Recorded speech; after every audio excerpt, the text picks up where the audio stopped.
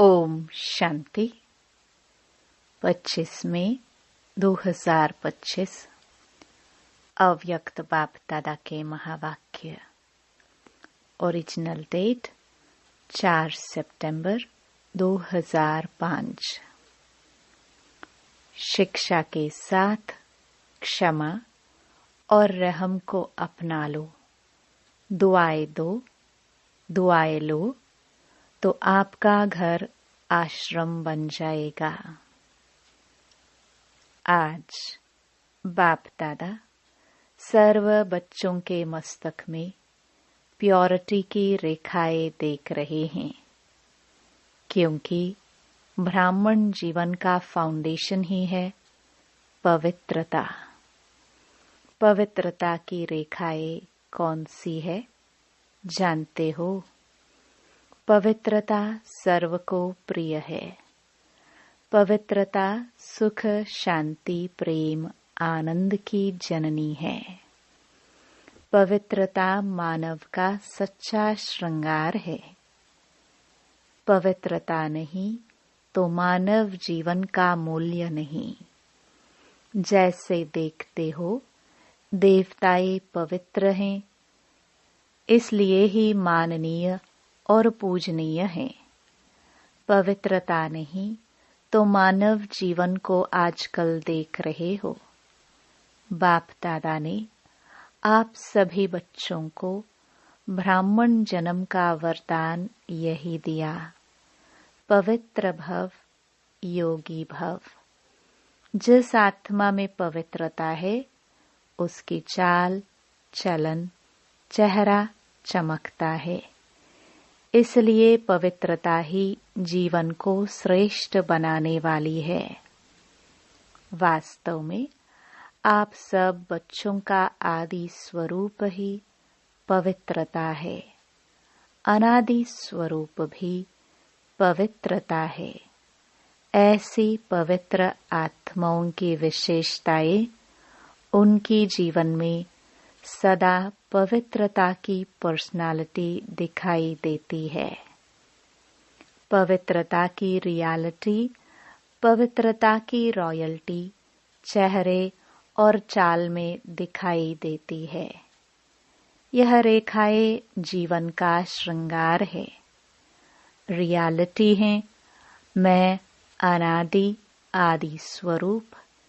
इस स्मृति से समर्थ बन जाता है। रॉयल्टी है स्वयं भी स्वमान में और हरेक को सम्मान देकर चलने वाला। पर्सनालिटी है सदा संतुष्टता और प्रसन्नता। स्वयं भी संतुष्ट और अन्य को भी संतुष्ट करने वाले। पवित्रता से प्राप्तियां भी बहुत हैं। बाप दादा ने आप सभी बच्चों को क्या क्या प्राप्ति कराई है वह जानते हो ना? कितने खजानों से भरपूर किया है। अगर प्राप्तियों को स्मृति में रखे तो भरपूर हो जाए। सबसे पहला खजाना दिया है ज्ञान का खजाना, जिससे जीवन में रहते दुख, अशांति से मुक्त हो जाते। व्यर्थ संकल्प, नेगेटिव संकल्प, विकल्प, विकर्म से मुक्त हो जाते हैं। अगर कोई भी व्यर्थ संकल्प व विकल्प आता भी है तो ज्ञान के बल से विजयी बन जाते हैं।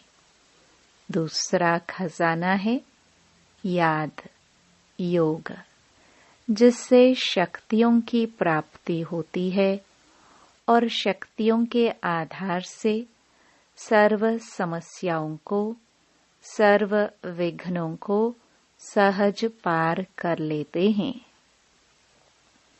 तीसरा खजाना है धारणाओं का, जिससे सर्व गुणों की प्राप्ति होती है। और चौथा खजाना है सेवा का, जिससे सेवा करने से जिसकी सेवा करते हो उसकी दुआएं मिलती हैं, खुशी प्राप्त होती है। इतने खजाने बाप द्वारा सभी बच्चों को प्राप्त होते हैं। बाप सभी को एक जैसे ही खजाने देते हैं, कोई को कम कोई को ज्यादा नहीं देते हैं, लेकिन लेने वालों में फर्क हो जाता है।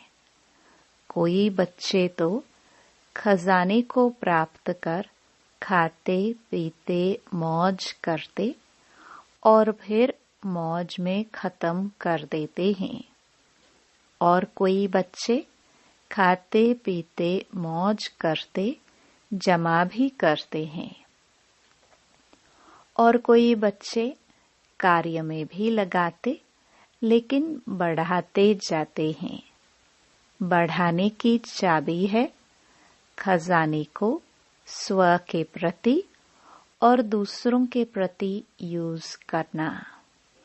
जो यूज करता है वह बढ़ाता है। तो अपने आप से पूछो कि यह विशेष खजाने जमा है, क्या कहेंगे, हाँ या थोड़ा थोड़ा? जिसके पास यह खजाने जमा है वह सदा भरपूर रहता है। देखो, कोई भी चीज भरपूर रहती है ना, तो हलचल नहीं होती है। अगर भरपूर नहीं होती तो हलचल होती है, हिलती है। कोई भी चीज को अगर पूरी रीति से भर नहीं तो वह हिलती है। तो यहाँ भी अगर सर्व खजानों से भरपूर नहीं है तो हलचल होती है। सदा यह नशा रहे कि बाप के खजाने मेरा जन्म सिद्ध अधिकार है।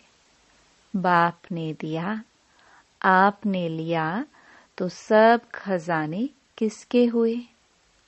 आपके हो गए ना। तो जिसके पास खजाने हैं वह कितना नशे में रहता है।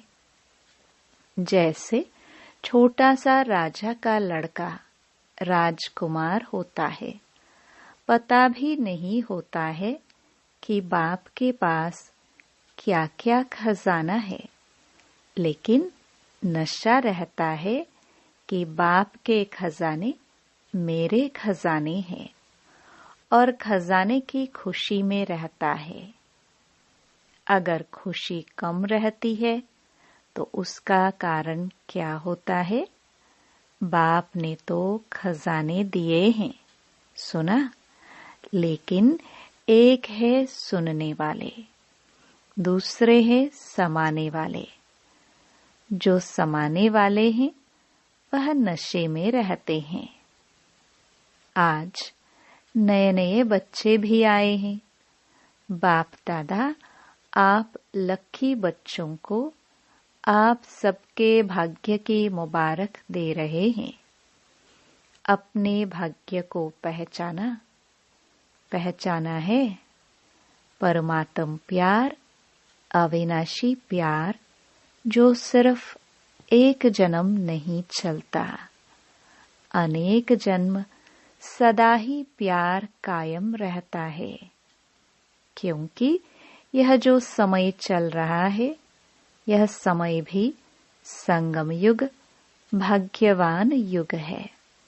सतयुग को भी भाग्यवान कहते हैं, लेकिन वर्तमान संगम युग का समय उससे भी भाग्यवान है।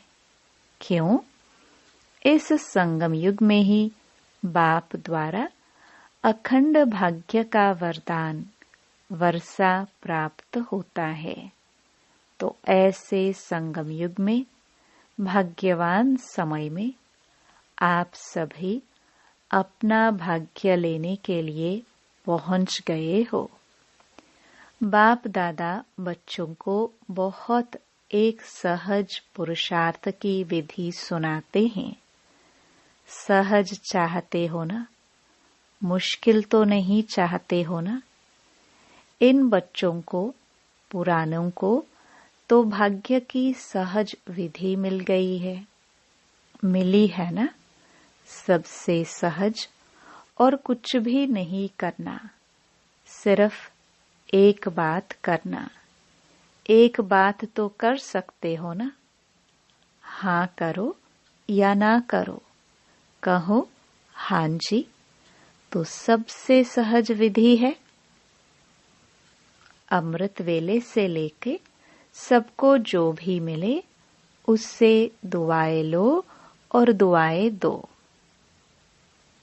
चाहे क्रोधी भी आवे, लेकिन आप उसको भी दुआएं दो और दुआएं लो, क्योंकि दुआएं तीव्र पुरुषार्थ का बहुत सहज यंत्र हैं।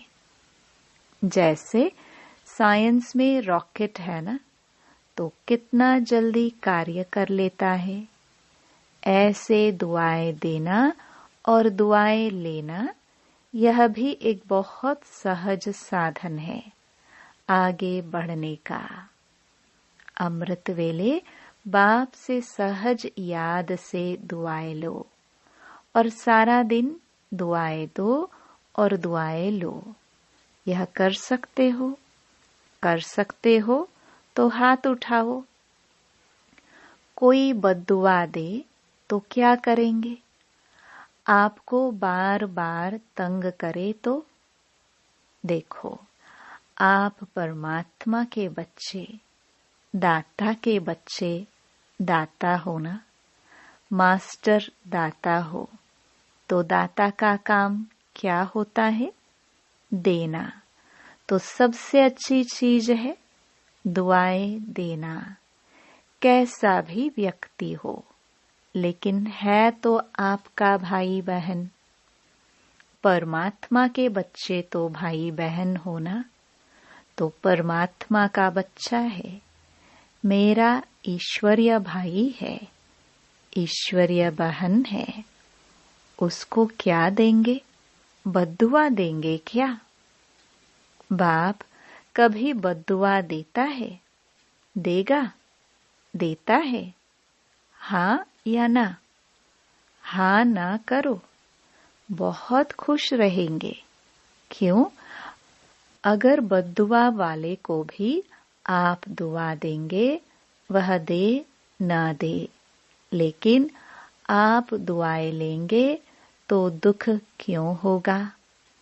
बाप दादा आप आए हुए बच्चों को एक वरदान देता है।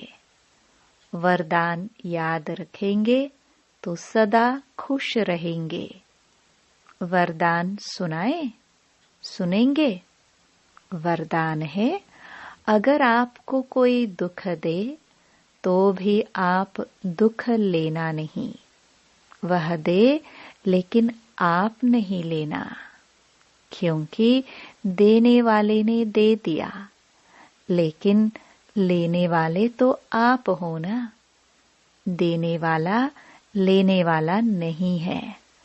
अगर वह बुरी चीज देता है, दुख देता है, अशांति देता है, तो बुरी चीज है ना। आपको दुख पसंद है? नहीं पसंद है ना, तो बुरी चीज हो गई ना। तो बुरी चीज ली जाती है क्या? कोई आपको बुरी चीज देवे तो आप ले लेंगे? लेंगे? नहीं लेंगे। तो लेते क्यों हो? ले तो लेते हो ना। अगर दुख ले लेते हो तो दुखी कौन होता है? आप होते हो या वह होता है? लेने वाला ज्यादा दुखी होता है। अगर अभी से दुख लेंगे नहीं तो आधा दुख तो आपका दूर हो गया। लेंगे ही नहीं ना। अरे, आप दुख के बजाय उसको सुख देंगे तो दुआएं मिलेगी ना, तो सुखी भी रहेंगे और दुआओं का खजाना भी भरपूर होता जाएगा।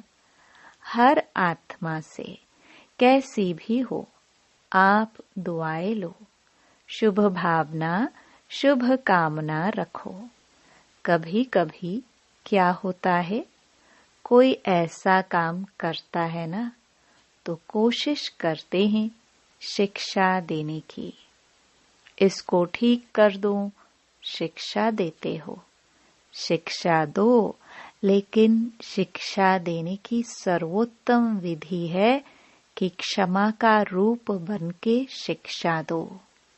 सिर्फ शिक्षा नहीं दो, रहम क्षमा भी करो और शिक्षा भी दो। दो शब्द याद रखो, शिक्षा और क्षमा, रहम। अगर रहम दिल बनके उसको शिक्षा देंगे तो आपकी शिक्षा काम करेगी।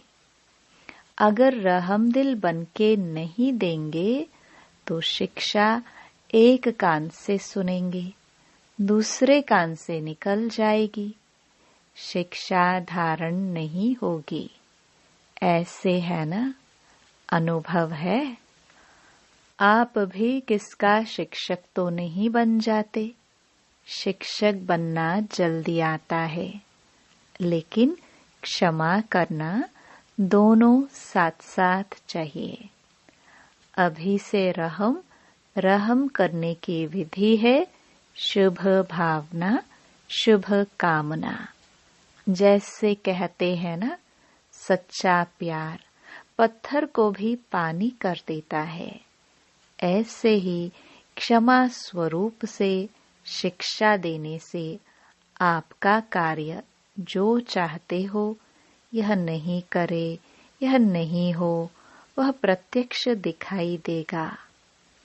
आपके रहम दिल बन शिक्षा देने का प्रभाव उसकी कठोर दिल भी परिवर्तन हो जाएगी।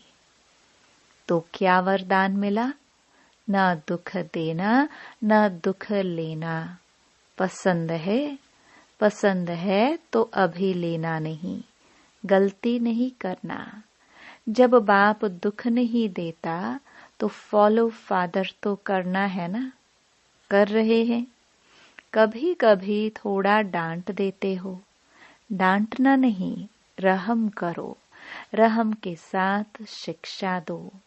बार बार किसको डांटने से और ही आत्मा जो है ना, वह दुश्मन बन जाती है, घृणा आ जाती है। परमात्म बच्चे हो ना, तो जैसे बाप पतित को भी पावन बनाने वाला है, तो आप दुखी को सुख नहीं दे सकते हो। अभी जाकर ट्रायल करना। ट्रायल करेंगे ना, तो पहले चैरिटी बिगिंस एट होम। परिवार में अगर कोई दुख देवे तो भी दुख लेना नहीं। दुआएं देना, रहम दिल बनना पहले घर वालों को करो। आपके घर का प्रभाव मोहल्ले में पड़ेगा, मोहल्ले का प्रभाव देश में पड़ेगा, देश का प्रभाव विश्व में पड़ेगा। सहज है ना, अपने परिवार में शुरू करो। क्योंकि देखो, एक भी अगर क्रोध करता है तो घर का वातावरण क्या हो जाता है? घर लगता है या युद्ध का मैदान लगता है?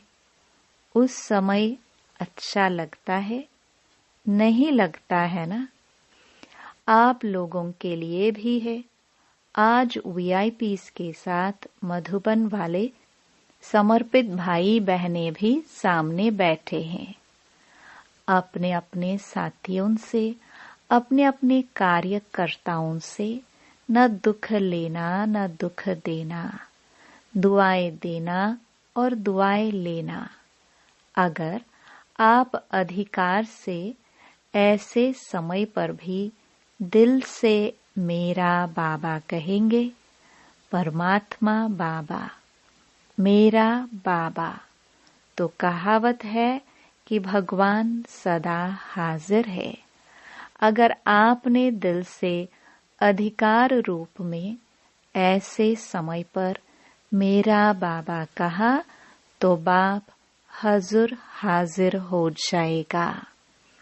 क्योंकि बाप किसके लिए है? बच्चों के लिए तो है। और अधिकारी बच्चे को बाप सहयोग नहीं दे, यह हो ही नहीं सकता है, असंभव। तो परिवर्तन करके जाना, जैसे आए वैसे नहीं जाना, परिवर्तन करके ही जाना। क्योंकि देखो, इतना खर्चा करके आए हो, टिकट तो लगी ना, खर्चा भी किया, समय भी दिया, तो उसकी वैल्यू तो रखेंगे ना। तो वैल्यू है स्व परिवर्तन से पहले घर का परिवर्तन, फिर विश्व का, देश का परिवर्तन। आपका घर आश्रम बन जाए, घर नहीं आश्रम। वैसे शास्त्र भी कहते हैं गृहस्थ आश्रम, लेकिन आज आश्रम नहीं है। आश्रम अलग है, घर अलग है। तो घर को आश्रम बनाना, दुआएं देना और लेना, यह आश्रम का कार्य है। आपका घर मंदिर बन जाएगा। मंदिर में मूर्ति क्या करती है? दुआएं देती है ना। मूर्ति के आगे जाकर क्या कहते हैं? दुआएं दो, मर्सी मर्सी कह के चिल्लाते हैं। तो आपको भी क्या देना है? दुआ, ईश्वरीय प्यार दो, आत्मिक प्यार, शरीर का प्यार नहीं, आत्मिक प्यार। आज प्यार है तो स्वार्थ का प्यार है, सच्चे दिल का प्यार नहीं है। स्वार्थ होगा तो प्यार देंगे, स्वार्थ नहीं होगा तो डोंट केयर। तो आप क्या करेंगे? आत्मिक प्यार देना, दुआ देना, दुख न लेना, न दुख देना। देखो, आपको चांस मिला है, बाप दादा को भी खुशी है। इतने जो भी सब आए हैं, भारत के करीब 225 VIPs रिट्रीट में आए हुए हैं। इतने घर तो आश्रम बनेंगे ना, बनाएंगे ना, पक्का कि थोड़ा थोड़ा कच्चा? जो समझते हैं कुछ भी हो जाए, थोड़ा सहन तो करना पड़ेगा। समाने की शक्ति कार्य में लगानी पड़ेगी। लेकिन सहन शक्ति का फल बड़ा मीठा होता है। सहन करना पड़ता है, लेकिन फल बड़ा मीठा होता है। तो जो पक्का वायदा करते हैं, घर घर को स्वर्ग बनाएंगे, मंदिर बनाएंगे, आश्रम बनाएंगे, वह हाथ उठाओ। देखा देखी में नहीं उठाना, क्योंकि बाप दादा हिसाब लेगा ना। फिर देख कर नहीं उठाना, सच्चा सच्चा मन का हाथ, मन से हाथ उठाओ। अच्छा दादिया, इनको इसकी क्या प्राइस देंगे? हाँ बोलो दादी, इतने मंदिर बन जाएंगे तो आप उसको क्या प्राइस देंगे? अपने घर वालों को ले आवे। यह तो प्राइज नहीं दी, यह तो काम सुना दिया। बाबा जो आज्ञा करेंगे, देखो प्राइज तो आपको मिल जाएगी, कोई बड़ी बात नहीं है। लेकिन बोले, आप जाने के बाद अपनी धारणा से परिवर्तन करना और 15 दिन के बाद, मास के बाद अपनी रिजल्ट लिखना। जो 1 मास भी दुख नहीं लेगा न देगा, उसको बहुत अच्छी प्राइज देंगे। अगर आप आएंगे तो मुबारक है, अगर नहीं आ सकेंगे तो भी सेंटर पर भेजेंगे। अच्छा, चारों ओर के देश विदेश के बच्चों की याद बाप दादा को मिली है। चाहे फोन द्वारा याद भेजी है, चाहे पत्र द्वारा, चाहे दिल में याद किया है, तो बाप दादा सभी बच्चों को चाहे भारत के चाहे विदेश के रिटर्न में दुआएं और याद प्यार पदम गुणा दे रहे हैं। चारों ओर के परमात्म प्यार के अधिकारी बच्चों को चारों ओर सर्व खजानों से भरपूर, निर्विघ्न, निर्विकल्प, निर्व्यर्थ संकल्प रहने वाले श्रेष्ठ आत्माओं को साथ साथ सर्व परिवर्तन करने और कराने के आगे उमंग उत्साह में उड़ने वाले बच्चों को साथ साथ बाप दादा को सच्चे दिल का समाचार देने वाले सच्चे दिल वाले बच्चों को विशेष दिलाराम के रूप में, बाप के रूप में, शिक्षक के रूप में, सतगुरु के रूप में पदम गुणा याद प्यार और नमस्ते। वरदान। भटकती हुई आत्माओं को यथार्थ मंजिल दिखाने वाले चैतन्य लाइट माइट हाउस भव।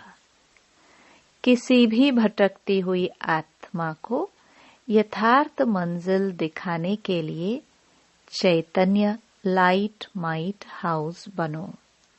इसके लिए दो बातें ध्यान पर रहे। एक, हर आत्मा की चाहना को परखना। जैसे योग्य डॉक्टर उसे कहा जाता है जो नब्ज को जानता है, ऐसे परखने की शक्ति को सदा यूज करना। दूसरा, सदा अपने पास सर्व खजानों का अनुभव कायम रखना। सदा यह लक्ष्य रखना कि सुनाना नहीं है, लेकिन सर्व संबंधों का, सर्व शक्तियों का अनुभव कराना है। स्लोगन। दूसरों की करेक्शन करने के बजाय एक बाप से ठीक कनेक्शन रखो। अव्यक्त इशारे। रूहानी रॉयल्टी और प्योरिटी की पर्सनालिटी धारण करो। अपना निजी स्वरूप व वरदानी स्वरूप सदा स्मृति में रहे तो अपवित्रता और विस्मृति का नाम निशान समाप्त हो जाएगा। विस्मृति व अपवित्रता क्या होती है? अब इसकी अविद्या होनी चाहिए, क्योंकि यह संस्कार व स्वरूप आपका नहीं है, बल्कि आपके पूर्व जन्म का था। अभी आप ब्राह्मण हो, ये तो शूद्रों के संस्कार व स्वरूप है। ऐसे अपने से भिन्न अर्थात दूसरे के संस्कार अनुभव होना, इसको कहा जाता है न्यारा और प्यारा। ओम शांति।